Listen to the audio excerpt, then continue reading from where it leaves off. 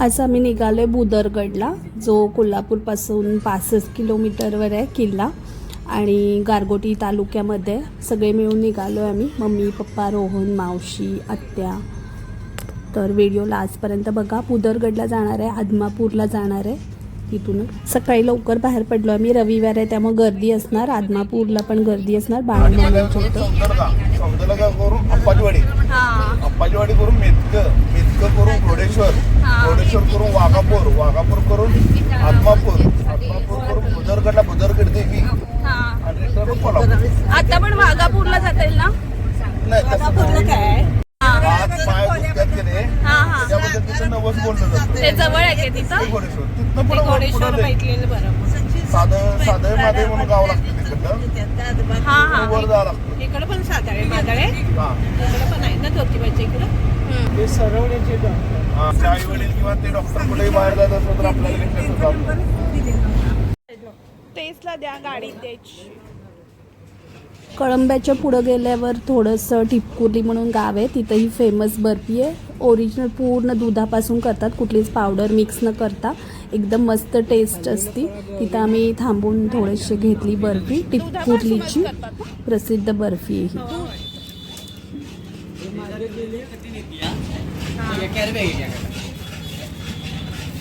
खव्याची असते काय मिल्क पावडर वगैरे काही नाही. ते दूध आता 13 लिटर दुधाचे तेल आहे, त्याला खवा वगैरे काय वापरत नाही. दुधाचं आटून करतात. 13 लिटर दूध आणि 2 किलो साखर, 4.5 किलो तयार होते ते तुझं झालं. भारती मावशीचं एक. तुम्ही पण ह्या साईडला कधी गेला तर नक्की ही बर्फी घ्या, मस्त असते. 400 रुपये किलो आहे आणि पूर्ण रोडवर सगळीकडे दुकान आहेत ओरिजिनल दुधापासून आणि मस्त लागते, टेस्टी एकदम. टिपकुर्लीची बर्फीचं टिपकुर्ली थांब की होय जरा व्हिडिओ करते. टिपकुर्लीची बर्फी घेतली आहे तर आम्ही. आता आम्ही आलो तुरंबेला. सिद्धिविनायक मंदिरात जाताना लागतंय टिपकुर्लीच्या पुढे.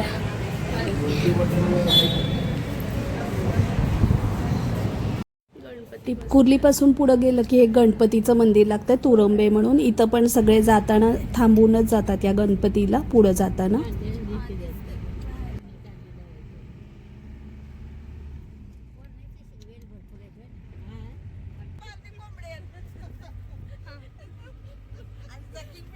गडावर जाताना एकदम वळणावळणाचा रस्ता आहे आणि पायथ्याला पेठशिवापूर गाव आहे आणि बाकीचे फणसवाडी तर गावं आहेत जवळच. तर आधी गाडी जायची नाही, आम्ही दरवर्षी जायचो. देव आहे त्यामुळं. भैरवनाथाचं मंदिर आहे गडावर आणि छत्रपती शिवाजी महाराजांचं पण मंदिर आहे. आधी चालत जायला लागायचं सगळं सामान घेऊन, जेवणाचं तर. पाण्याची पण जास्त सोय नव्हती तर खालून पाणी न्यायला लागायचं गावातून, म्हणजे पेठशिवापूरमधून. पण आता गाडी डायरेक्ट वर किल्ल्यावर जाती आणि मंदिराच्या दारापर्यंत जाती, त्यामुळे आपल्याला गाडीनं जाऊ शकतो.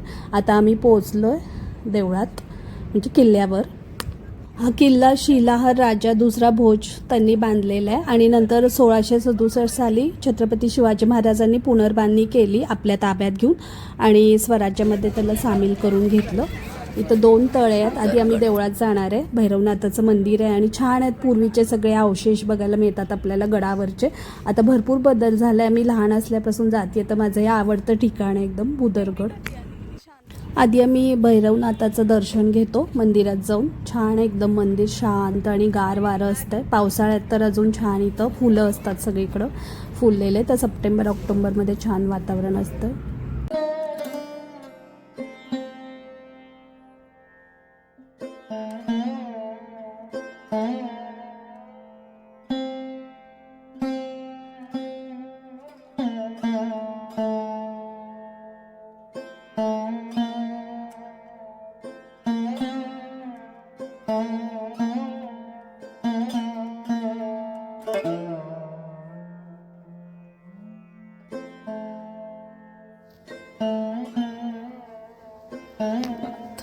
छान आहे गार.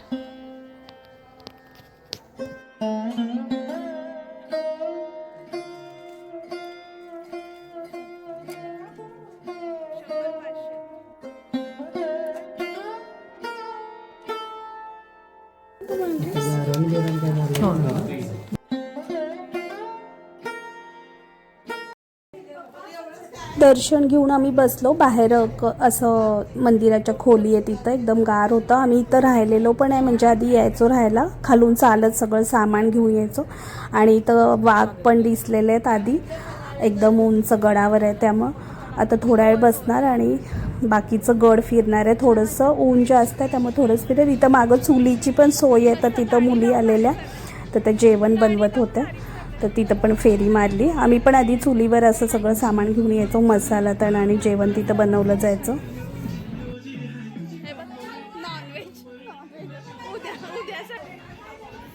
आम्ही पण आधी असंच यायचो हो ह्याच्यात लपून पण बसायचं आधी असं यायचं.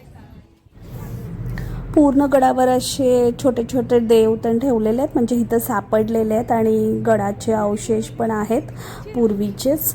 बाहेर 2 दीपस्तंभ पण आहेत जुनी तोफ पण आहे आणि पूर्वीच्या काळातलं जातं पण आहे मोठं. तर ही आहे तोफ आहे नृसिंह तोफ. आत्ता हे नावाचे बोर्ड लिहिलेत सगळ्यांना माहिती कळावी म्हणून. आम्ही इथं सकाळी जाऊन बसत होतो. सकाळी सकाळी छान मस्त वाटायचं. ते तटबंदीवर फिरायला जायचं मस्त. पाणी पण नव्हतं आता गर्दी झाली फेमस झालं आता. काय कसले भारी दिसते तटबंदी. चारी बाजूनी अशी तटबंदी आणि 2 तळी आहेत. तळ्यांची नावं पण आहेत. दुधी तळ हा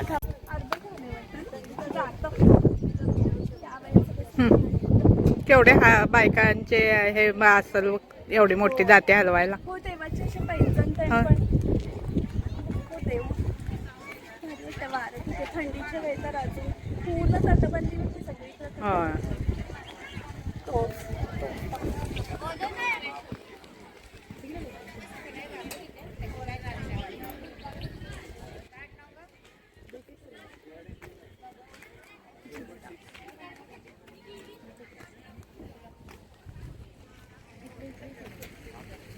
पण घेतली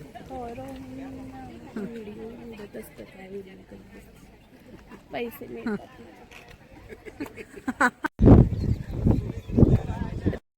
गडावर बघायला भरपूर काय काय हे बोर्ड लावले तसे. जखूबाईचं मंदिर आहे दुधी तलाव आहे. आता आम्ही या दुधी तलावावर आलो. इथं आधी असं दुधी पाणी दिसायचं म्हणजे दूध असल्यासारखं कारण त्याची माती होती ती तळ्यातली तशी होती. आता बहुतेक ते स्वच्छ केलं. इथं आंघोळीला जायचो आम्ही लहान असताना आणि नंतरसुद्धा बरेच वर्ष आम्ही येतोय म्हणजे दरवर्षी देवाला आणि किल्ल्यावर मस्त वाटतं. आता जर थोडं वेगळा दिसतो पाण्याचा कलर. अजून एक तळ आहे तिकडं काय आम्ही नाही गेलो पण बरेच वेळा म्हणजे लांब आहे थोडंसं ते किल्ल्यावरच आहे. आधी कोणच नसायचं या किल्ल्यावर म्हणजे जास्त माहिती नव्हतं. थोडे जण यायचे आणि ट्रेकिंगसाठी पण यायचे बरेच जण. आता हे वॉटर स्पोर्ट्स पण सुरू केले तर गर्दी असते आणि आज रविवार पण होता. शाळेच्या भरपूर ट्रिप पण आलेल्या. आता सगळ्यांना माहिती होईल तशी गर्दी होती आहे आणि वॉटर स्पोर्ट्समुळं पण सगळेजण त्याचं आनंद घेतात. वॉटर स्पोर्ट्सचं पण छान वाटलं एकदम गार पाणी. बरेच वेळ आम्ही तिथं थांबलो आणि नंतर मग जेवलो. डबे आणलेले सगळ्यांनीच वेगवेगळे पदार्थ. तर तिथं सावलीत एक होतं तिथं जेवलो.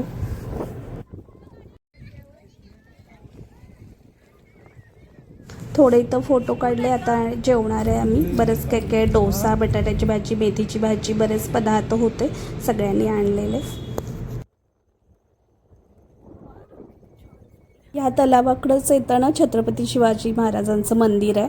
तिथं आम्ही नाही गेलो कारण आम्हाला पुढं आदमापूरला आणि जायचं आहे. पण माझ्याकडे आधीचे व्हिडिओ आहेत चॅनेल नसतानाचे ते मी शॉर्ट व्हिडिओमध्ये टाकेल. बाकीचं भरपूर आहे फिरण्यासारखं. एक दिवस तर पाहिजे पण आम्हाला अजून पुढं जायचं आहे मेतक्याला आणि आदमापूरला त्यामुळे आम्ही जास्त नाही फिरलो पण छान वाटलं गडावर. जखीमपेठ इथं छान आहे. पोखर खाली उतरून जायचं आहे देऊळ गुहेसारखं. होय व्हिडिओ.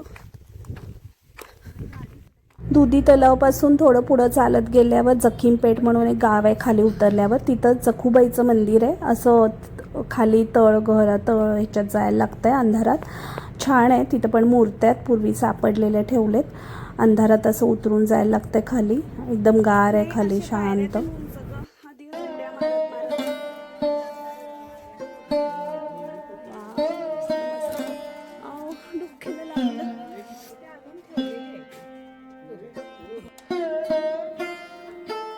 आणि डोका पडशील गडबड. आता एकदा कळाल्यावर कशाला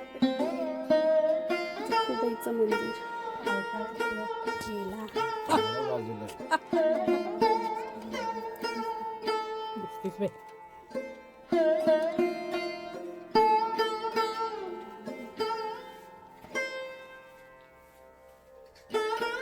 डोका पडशील परत.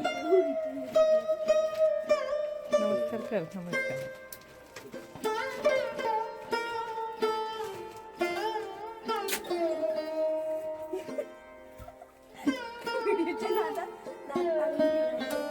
खाली उभे परत इकडूनच जाऊया ना.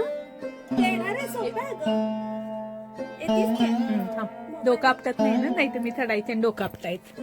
वाकून एक मोबाईल पकडते मी तर. तुझं घे. मावशीने मॉडेल गॉगल घाली. काठी बिटी टोचायची माझ्या नाजूक पायांना. तर इथून जायचं खाली. हे सोपं होतं इकडनं उलट जायचं. हो ना. हे इकडनं उलट होऊन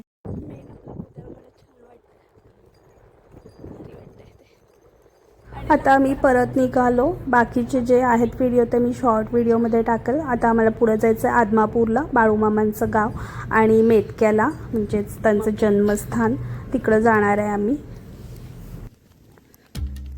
पुढच्या व्हिडिओमध्ये असेल बाळूमामांचं मंदिर आदमापूर आणि मेतक्याला पण गेलेलो तिकडची व्हिडिओ. तर हा व्हिडिओ तुम्हाला बुदरगड किल्ल्याचा आवडला असेल तर लाईक करा, शेअर करा आणि चॅनेलला सबस्क्राईब करा.